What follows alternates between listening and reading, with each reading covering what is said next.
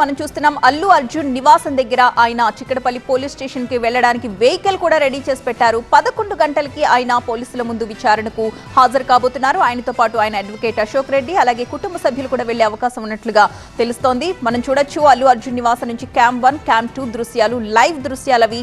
అల్లు అరవింద్ అక్కడ సిబ్బందితో మాట్లాడుతూ ఉన్నారు. అలాగే మరి కాసేపట్లోనే అల్లు అర్జున్ అక్కడి నుంచి బయలుదేరి చిక్కడపల్లి పోలీస్ స్టేషన్ కి వెళతారు. అయితే సోషల్ మీడియాలో ప్రచారం జరుగుతోంది ఆయన అనారోగ్య కారణం రీత్యా విచారణకు హాజరు కారు అని. కానీ అది ఫేక్ న్యూస్. ఎందుకంటే కొద్దిసేపటి క్రితమే ఆయన అడ్వకేట్ మాట్లాడుతూ అల్లు అర్జున్ విచారణకు హాజరవుతారు అని కన్ఫర్మ్ చేయడం జరిగింది. ఆ నేపథ్యంలోనే అక్కడ ఏర్పాట్లు కూడా ఇంటి దగ్గర జరుగుతున్న దృశ్యాల్ని మనం చూస్తున్నాం. బయట చూస్తే రోడ్డుకి ఇరువైపులా భారీ సంఖ్యలో అక్కడ లా అండ్ ఆర్డర్ పోలీసులు మోహరించి ఉన్నారు. అలాగే ఎస్ఓటీ పోలీసులు కూడా మోహరించి ఉన్నారు.